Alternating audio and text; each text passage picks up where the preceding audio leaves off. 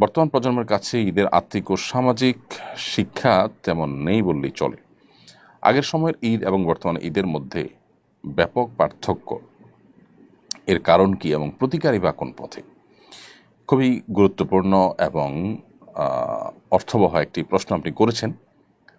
আজকের প্রজন্মের কাছে ঈদের আসলে সে আর্থিক আনন্দ, ঈদের সে আধ্যাত্মিক আনন্দ এবং সামাজিক শিক্ষা খুব একটা নেই বললেই চলে।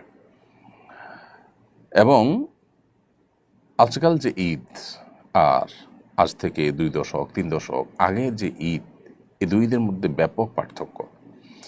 আপনার সাথে এ ব্যাপারে আমি পরিপূর্ণভাবেই একমত।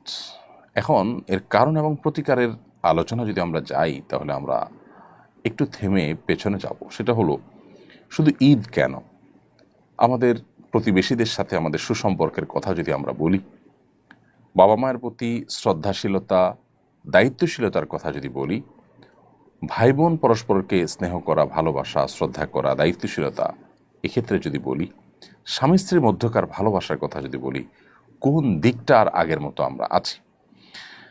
দালান কোঠা এবং ইস্পাত সভ্যতা, এটা মানুষকে বাহ্যিক দৃষ্টিকোণ থেকে উন্নত এবং অগ্রসর করলেও মানুষের মধ্যে যখন দিনই চেতনা না থাকে, মানুষ যখন বস্তুবাদী হয়ে ওঠে, মানুষের মধ্যে যখন নীতি নৈতিকতা এবং মোরালিটির তেমন কোনো ভ্যালু না থাকে, গুরুত্ব না থাকে, দিন শেষে টাকা পয়সা, দিন শেষে চকচকা বাড়ি গাড়ি, এগুলো যখন মানুষের মুখ্য উদ্দেশ্য হয়, সমাজ যখন সেই কেন্দ্রিক হয়ে পড়ে, তখন মানুষের জীবনটাই অনেকটা প্লাস্টিকের মতো হয়ে যায় এবং সব কিছুতেই মানুষ অনেকটা আর্টিফিশিয়াল হয়ে যায়।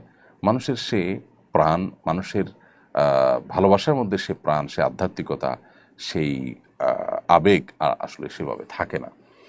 যার ফলশ্রুতিতে আমরা ঈদের মধ্যে শুধু কেন, অন্য সব ক্ষেত্রেই এই অধঃপতন দেখতে পাচ্ছি। উত্তরণের উপায় কি? উত্তরণের উপায় হলো, আমাদের প্রত্যেকটা মানুষকে সংগ্রাম চালাতে হবে। পৃথিবীর অন্যান্য দেশের মতো আমরা এগিয়ে যেতে চাই জাগতিক এবং বস্তুগত দিক থেকে, কিন্তু আমাদের মোরালিটির জায়গাটা, আমাদের নীতিনৈতিকতার জায়গাটা, আমাদের ধর্মীয় জায়গাটা, আমাদের আদর্শের জায়গাটাতে কোনো প্রকার কম্প্রোমাইজ করে নয়।